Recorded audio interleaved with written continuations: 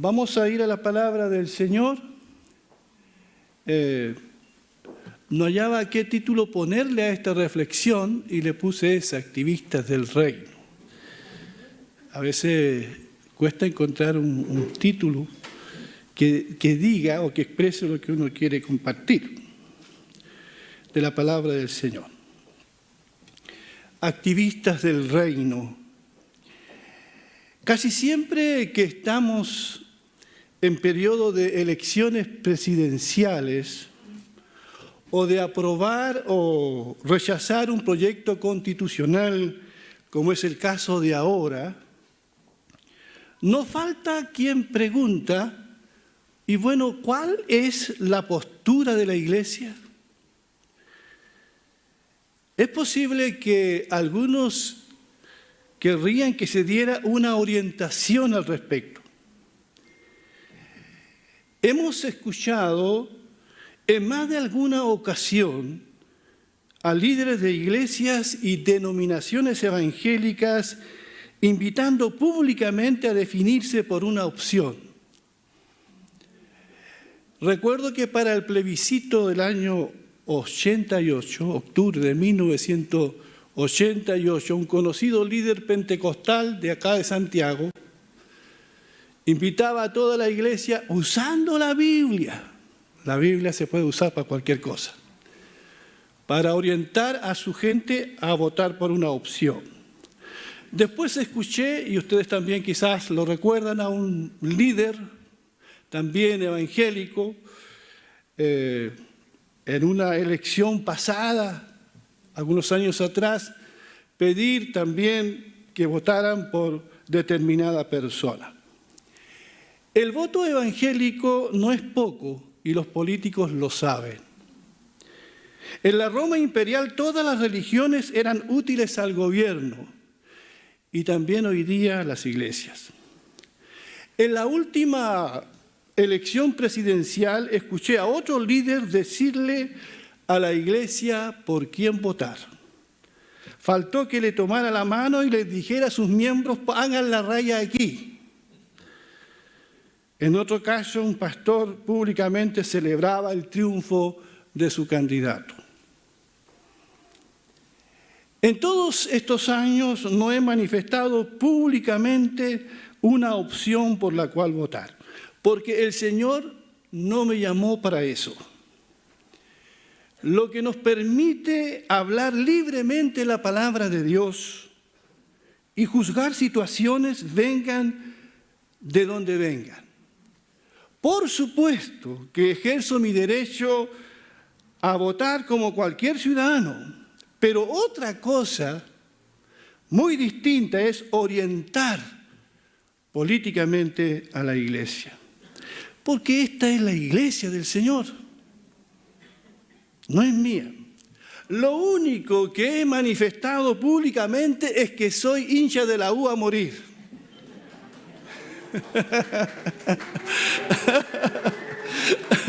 Mira, hasta eso divide, ¿viste? En las buenas y en las malas. No importa. En los medios de comunicación uno se encuentra con cada activista político evangélico, de uno u otro lado. Hay hermanos que politizan tanto situaciones como esta. Es una verdad grande que la Iglesia cumple mejor su servicio cuando no se inmiscuye en la política partidista, cuando mantiene distancia del Estado y del gobierno de turno, sin dejar nunca, eso jamás lo vamos a dejar de hacer, de predicar la palabra de Dios con firmeza, pero también con amor. Cada vez que una iglesia se ha hecho una con el gobierno y el Estado, ha perdido su poder. Y la sal que dijo que el Señor fuéramos, se ha desvanecido. Cuando leemos en el Evangelio descubrimos que Jesús no se mostró muy preocupado por la política.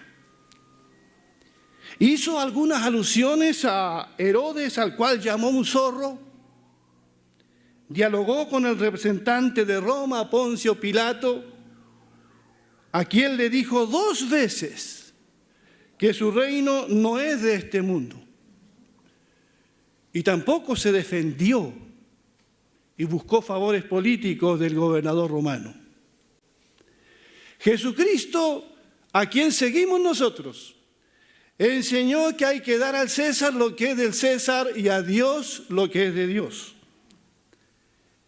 Cuando en una oportunidad a Jesús vinieron, después de haber alimentado a tanta gente, y todos pensaron, este es el que nos conviene, vinieron para hacerlo rey a la fuerza, Jesús se retira y se niega, porque entiende que su misión, la misión de Jesús aquí es otra. Y cuando Jesús comienza su ministerio público de predicación, de enseñanza, Él toma las palabras del profeta Isaías y las cita allí en Lucas 4, 18 al 19, en la sinagoga, y dice lo siguiente: el Espíritu del Señor está sobre mí. Estas son las palabras que Él usa para iniciar su ministerio. El Espíritu del Señor está sobre mí. Me ha ungido. ¿Para qué? Para proclamar buenas noticias a los pobres en espíritu y a los pobres también carentes de recursos. Me ha enviado a proclamar libertad a los cautivos, a dar vista a los ciegos, a poner en libertad a los que están oprimidos por el diablo, oprimidos por las injusticias, a proclamar el año de la buena voluntad del Señor. Así el Señor Jesucristo define su misión en esta tierra. Y cuando uno lee las Escrituras, descubre que Jesús vino a establecer el reino de Dios entre los hombres. Los principios y valores de ese reino, que son pero muy distintos a los principios y valores de este mundo. En la oración del Padre Nuestro, Él nos enseñó para que oráramos que ese reino, el reino del Señor, se establezca en el cielo y en la tierra. Para que su voluntad, dijo, se haga en el cielo y en la tierra. Hermanos amados, parece esto un absurdo. Sí, está bien que la voluntad de Dios se haga en el cielo, pero aquí en la tierra. Se ve difícil, pero el Señor nos pidió que su voluntad también se hiciera aquí en la tierra. Si la voluntad del Señor se hiciera aquí en la tierra, ¿te imaginas cómo sería ese mundo? Un mundo sin abortos, un mundo sin corrupción, un mundo sin violencia, sin divorcios, sin hijos indeseados, un mundo sin abusos sexuales, sin maltrato al medio ambiente, sin adicciones, un mundo en que los gobiernos actúen con justicia y las instituciones financieras actúen con integridad. Si la voluntad de Dios se hiciera aquí en la tierra como se hace en el cielo, tenemos que orar por eso, deseamos eso, que la voluntad de Dios se haga allá como acá. Definiendo la misión de sus discípulos, el Señor también nos dice, entre otras cosas, allí en Juan 17, 15 al 21, Jesús está orando a su Padre. Y en esta oración tan hermosa, Él dice al Padre acerca de sus discípulos: no ruego que los quites del mundo, sino que los protejas del mal. Ellos no son del mundo, como tampoco yo soy del mundo. Santifícalos en tu verdad, tu palabra es verdad. Tal como tú me enviaste al mundo, así yo los he enviado al mundo. Y por ellos yo me santifico a mí mismo, para que también ellos sean santificados en la verdad. Pero no ruego solamente por esto, sino también por los que han de creer en mí, por la palabra de ellos, para que todos sean uno, como tú, oh Padre, en mí y yo en ti, que también ellos sean uno en nosotros, para que el mundo crea que tú me enviaste. Tal como tú me enviaste al mundo, así yo los he enviado al mundo, a cumplir una tarea, una visión. Somos enviados al mundo, no para ser activistas políticos, sino que activistas de su reino, para predicar a Jesucristo, la gracia de Dios, para establecer la voluntad de Dios aquí en la tierra. Pero hemos de tener cuidado en no caer en las mismas prácticas y corrupción de quienes ostentan el poder. Dice el Señor aquí que nosotros estamos en este mundo, pero no somos del mundo. Y esa distinción hay que tenerla bien clara. Y el Señor Jesucristo, cuando envía a sus discípulos, les dice en Mateo 10:16, tengan en cuenta que los envío como ovejas en medio de lobos. Es necesario decir también que el Nuevo Testamento presenta a los gobiernos como necesarios. No estamos en contra de que sea así. La palabra establece a los gobiernos como necesarios. Incluso dice que están establecidos por Dios mismo. Pero no los presenta como guardianes o amigos de la fe. Jesús, Pablo, Pedro, Jacobo y casi todos los apóstoles murieron como mártires en manos de los políticos de ese entonces. Y todos sabemos que los cristianos han enfrentado muchas persecuciones a lo largo de su historia, porque se han negado a dejar de cumplir la misión evangelizadora, salvadora. No han dejado de cumplir la ayuda a los más necesitados. Y cuando los primeros cristianos fueron puestos entre la espada y la pared, ¿predican a Cristo o los metemos presos? Ellos dijeron, es necesario obedecer a Dios antes que a los hombres. Al César lo que es del César, a Dios lo que es de Dios. Pero a pesar de ello, la enseñanza de los apóstoles es a orar por el gobierno de turno y respetar a las autoridades. En 2 de Timoteo 1-4, un pasaje muy conocido, dice, en primer lugar, pido que se ore por todos. Por todos. Cuesta orar por todos, ¿ah? Que se pida a Dios que supla las necesidades de la gente y bendiga a la humanidad. Oren también agradeciendo a Dios la respuesta a esas oraciones. Que se ore por los reyes y todas las autoridades, para que tengamos un ambiente de paz y tranquilidad. Vaya que hace falta esta oración, hermanos. Los cristianos nos hemos criticado más que hemos orado. Que se ore por los reyes y todas las autoridades para que tengamos un ambiente de paz y tranquilidad, donde sea posible adorar y respetar a Dios. Eso es bueno, dice allí, y agrada a Dios nuestro Salvador, ya que Él quiere que todos sean salvos y lleguen a conocer la verdad. ¿Cuántos dicen amén a eso?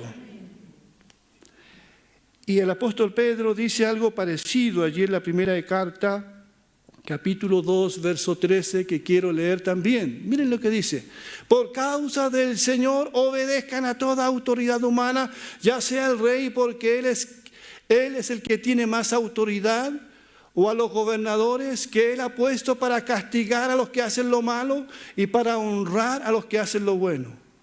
Y en el verso 16 continúa diciendo, pórtense como personas libres que no usan su libertad como pretexto para hacer lo malo, sino que viven como siervos de Dios.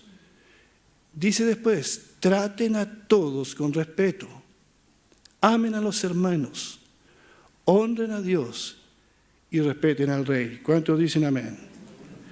Si no te gusta esto, puedes arrancar la hoja de tu Biblia.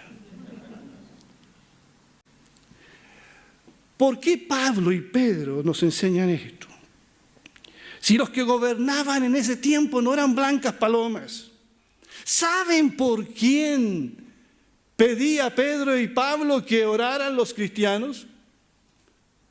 Por el gobernador romano, por Herodes, por el emperador, por los jueces, por todos los que tenían una responsabilidad. Porque los cristianos siempre han mostrado respeto a las autoridades elegidas democráticamente. A propósito, he escuchado, al igual que ustedes, todos los calificativos que se dicen en contra del actual presidente. Todo lo que se decía del presidente pasado. Se ha perdido el respeto a toda forma de autoridad, y lo peor de todo es que como cristianos evangélicos hemos dejado de orar por ellos cuando más lo necesitan. Puedes arrancar la hoja de tu Biblia. Pero eso es lo que nos pide la palabra del Señor. Quien sea que esté allí en la moneda, tenemos que orar por él. Y nuestro Señor nos desafía con estas palabras.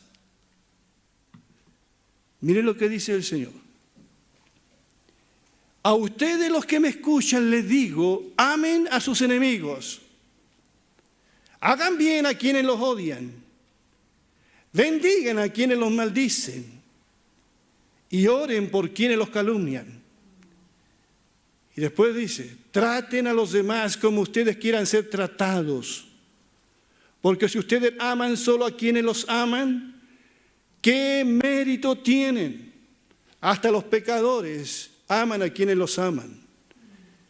Y si ustedes tratan bien solo a quienes los tratan bien a ustedes, ¿qué mérito tienen? Hasta los pecadores hacen lo mismo. Si prestan algo a aquellos de quienes ustedes esperan recibir algo, ¿qué mérito tienen? Hasta los pecadores se prestan unos a otros para recibir otro tanto. Ustedes deben amar a sus enemigos, hacer el bien y dar prestado sin esperar nada a cambio. Grande será entonces el galardón que recibirán. Y escuche bien lo que dice aquí. Y serán hijos del Altísimo. Porque Él es benigno con los ingratos y con los malvados. ¿Cómo? Dios. No puede ser. Dios tiene que ser bueno solamente con los buenos. No negamos a que Dios sea bueno con los malvados. Por lo tanto, sean compasivos, como también su Padre es compasivo. Queridos hermanos, esa enseñanza no está de adorno en tu Biblia. Está para vivirla. ¿Consideras amigo al presidente? Ora por él. ¿Lo consideras tu enemigo? Con mayor razón, ora por él.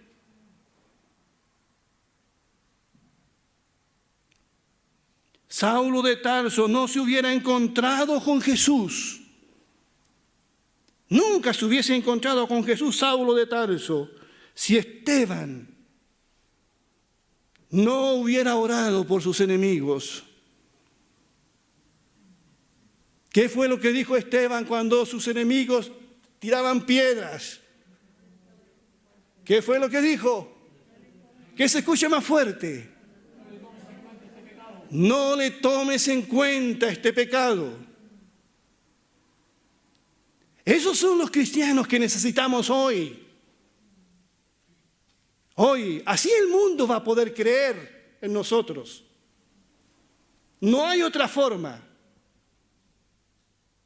Cuando vivamos las palabras de Cristo, solo así van a creer.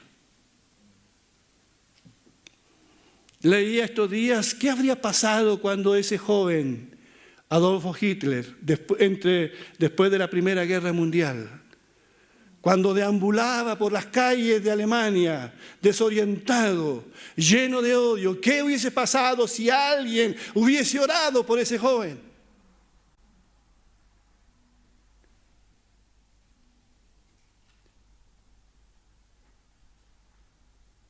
Nuestro país está lleno de odiosidad. ¿Hacemos algo al respecto nosotros?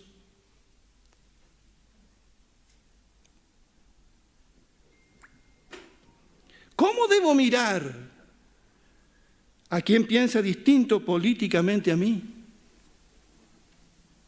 ¿Como un enemigo? Un rabino dijo: el gran desafío religioso supremo consiste en ver la imagen de Dios en alguien que no está hecho a mi imagen. Me gustó lo que dijo. El gran desafío religioso supremo consiste en ver la imagen de Dios en alguien que no está hecho a nuestra imagen. Si alguien crees tú que no está hecho a tu imagen, que no está hecho a tu medida, que no piensa como tú, esa persona está hecha a la imagen de Dios. Y eso es lo que importa. No solamente sigamos las palabras de Cristo, sino sigamos el ejemplo de Cristo. Porque Cristo no solamente enseñó el Sermón del Monte, también lo practicó. Primera de Pedro 2, 22, 23 se refiere a Cristo. Miren lo que dice aquí. Cristo no cometió ningún pecado, ni hubo engaño en su boca. Cuando lo maldecían, no respondía con maldición. Cuando sufría, no amenazaba, sino que remitía su causa al que juzga con justicia. ¿Cuántos dicen amén? Jesús cumplió fielmente lo que enseñó.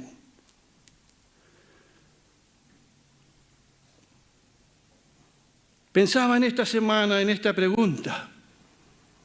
Pensé mucho en esta reflexión que le estoy compartiendo. ¿Qué opinión tienen los no cristianos de los cristianos evangélicos en este país? ¿Se ha preguntado usted eso? ¿Qué opinión tienen? Le preguntaron a varias personas acerca de qué palabra se les viene a la mente cuando piensan en los cristianos evangélicos. Y aunque era para otro contexto, mencionaron palabras como contra. Alguien dijo: yo pienso en la palabra contra, porque ellos están contra todo. Otra palabra, alguien dijo intolerantes, fanáticos, dados a juzgar a los demás, muy críticos de los demás. Pero ninguno mencionó la palabra amor. ¿Y qué fue lo que dijo Jesús? En esto conocerán que son todos mis discípulos. ¿Y qué? ¿Qué cosa? Si tuviésemos amor los unos con los otros. Esa es la palabra que debieran primero decir de nosotros cuando piensan en nosotros. Los cristianos aman, empatizan, pero fueron otras las frases que surgieron. Hermanos amados, ¿podemos ser activistas del reino creyéndonos superiores moralmente a los demás? Mi pregunta es en esta mañana: ¿desde qué posición vamos a llevar el mensaje del Señor al mundo? Solo desde la posición de personas redimidas por la gracia de Dios, nada más. Desde la posición de hombres y mujeres que estuvieron tan sumidos en el pecado y en el barro en que muchos chilenos lo están ahora. Tenemos que ir al mundo con humildad. Cristianos que no se olvidan de dónde los sacó el Señor. Son aquellos hijos e hijas alcanzados por su gracia que comparte con otros lo que por gracia solamente recibieron. De esta manera ninguno dejará de alcanzar la gracia de Dios. Por eso, amados hermanos, que nuestras palabras en este tiempo estén llenas de gracia, no de condenación, como muchas veces escuchamos en aquellos que dicen ser el pueblo de Dios. Cristo no nos mandó imponerle nuestra moralidad al mundo. Lo que sí nos mandó fue a llevar su mensaje, su evangelio. Ir por todo el mundo y predicar el evangelio a toda criatura. El que creyere y fuere bautizado será salvo. El que no creyere será condenado. Ir y hacer discípulos a todas las naciones. Ese es el mensaje que tenemos que llevar. No le podemos pedir peras al manzano.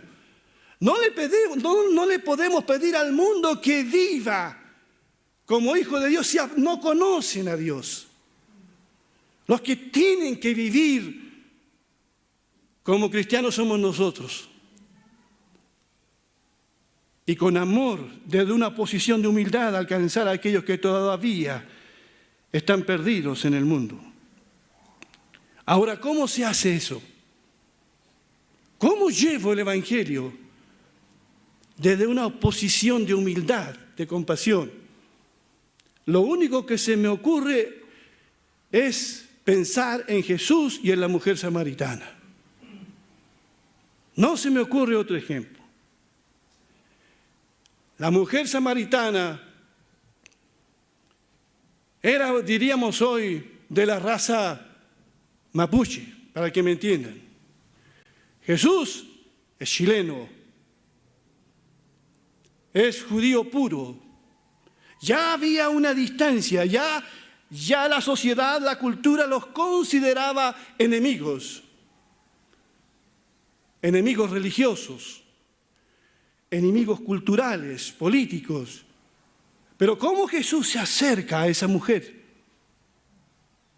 Jesús elimina las barreras, se acerca a esa mujer, evita hablar de religión, evita hablar de política. Jesús quiere llegar bajo su piel, quiere conocer su dolor y desde allí evangelizarla y ganarla para el reino de Dios.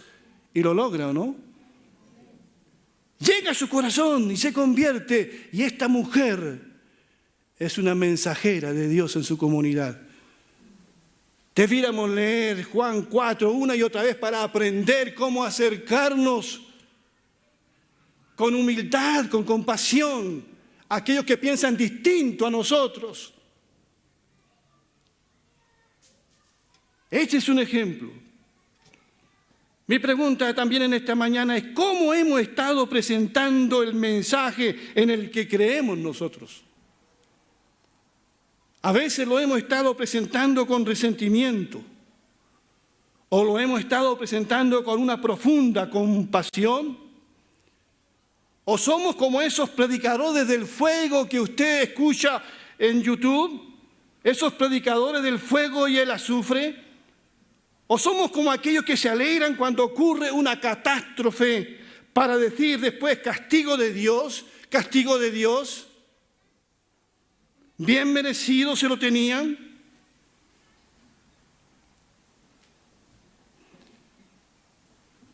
¿Cómo nos ven? ¿Cómo nos ven las personas a nosotros aquí? ¿Qué pensarán los vecinos que salen a caminar, a hacer deporte, cuando ven esta capilla y ven auto acá? ¿Qué está pasando allá? ¿Cómo será esa gente que se reúne ahí? ¿Qué idea tendrán de nosotros?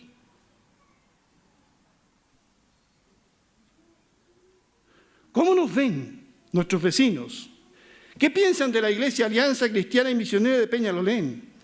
¿Tendrán la libertad, la confianza de venir a contarnos sus problemas, sus luchas y su profunda necesidad espiritual? Ojalá sea así, ¿verdad? En Hechos 2:47, la iglesia de Jerusalén tenía el favor del pueblo. Pensaba en eso. En otra versión dice que tenían la simpatía, la estimación, la gracia de toda una comunidad. En Jerusalén veían a los cristianos como algo positivo. Veían que eran gente que se amaba mucho, que compartían lo que tenían. Y dice que la gente, los no cristianos, tenían una buena opinión de ellos. Por eso, amados hermanos, para ir concluyendo, busquemos conectarnos con aquellos que están en la vereda del frente, con los que piensan distinto, con aquellos que nos consideran hasta sus enemigos, con aquellos que tienen otra cosmovisión. No será tarea fácil, quizás hasta tendremos que empezar por pedirles perdón por nuestra dureza, frialdad, hasta por nuestra indiferencia. Busquemos conectarnos con sus penas y fracasos, como lo hizo Cristo. Tratemos de ver la sed y el hambre que tienen de ese Dios que ignoran o dejaron de creer hace bastante tiempo. Hagámosle más fácil creer en Dios. Hagámosle fácil a la gente creer en Jesucristo al vernos a nosotros. Y posiblemente después alguien deje de apretar el gatillo con el que pensaba suicidarse. Quizás una madre lo piense 2 veces y decida no abortar. Quizás el que es violento deje de hacerlo. O el que tenía intenciones de abandonar su familia ya no lo haga. Y quizás el hijo pródigo decida volver porque sabe que su familia, la familia de la fe, lo recibirá.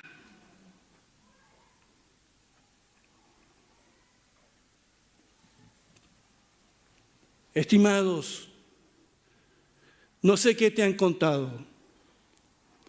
Estimados hermanos y hermanas, no estamos, creo, para hacer proselitismo político. Y ni siquiera proselitismo evangélico. Nunca debemos mirar a las personas como números para nuestra iglesia. Si llegan, van a llegar porque Dios añade a su iglesia a los que han de ser salvos. Pero nunca mirarlos como un número, porque no nos interesan los números. No somos políticos, nos interesan las personas. Alguien dijo que es totalmente distinto que considere a mi vecino como un posible convertido a que lo considere como alguien a quien Dios ama. Nosotros los evangélicos siempre estamos pensando en un posible convertido. No, piensa en él como alguien que Dios ama. Y que tienes que amarlo. Y tienes que compartirle el evangelio, venga a tu iglesia o no venga. Porque estamos cumpliendo la misión de Jesús. Nuestro llamado, hermanos, por favor, es más alto, es más glorioso. Somos activistas del reino de Dios, de las mejores noticias jamás anunciadas. Somos activistas, sí, pero de la gracia de Dios. Por eso vayamos al mundo con un corazón humilde, no con aires de superioridad. Somos solamente unos mendigos que le dicen a otros mendigos dónde pueden encontrar el pan de vida. Somos como la samaritana, personas que solamente hemos encontrado la fuente de agua viva y vamos en busca de aquellos para que también llevarlos a esa fuente de agua viva que es nuestro Señor Jesucristo.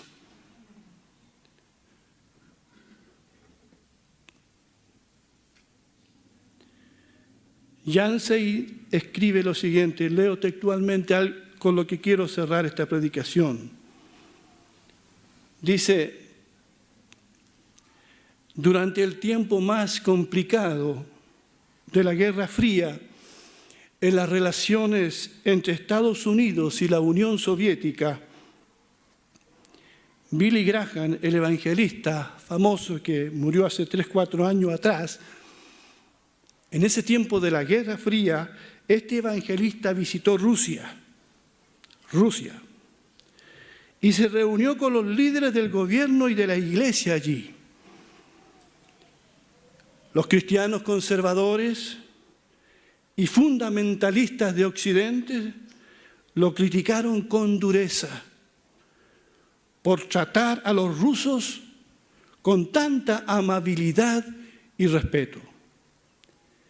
Ellos creían que el evangelista Billy Graham debería de haber asumido un papel más profético y haber hablado contra el abuso de los derechos humanos y la falta de libertad religiosa en la Unión Soviética en ese entonces.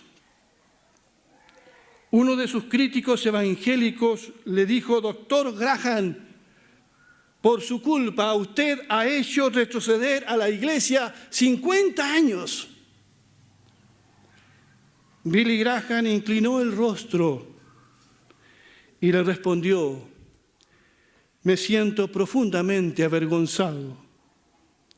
He estado esforzándome mucho para hacerla retroceder a la iglesia no 50 años, sino 2000 años.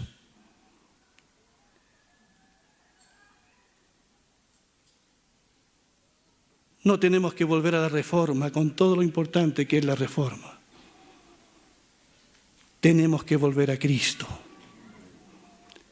Tenemos que volver al Evangelio.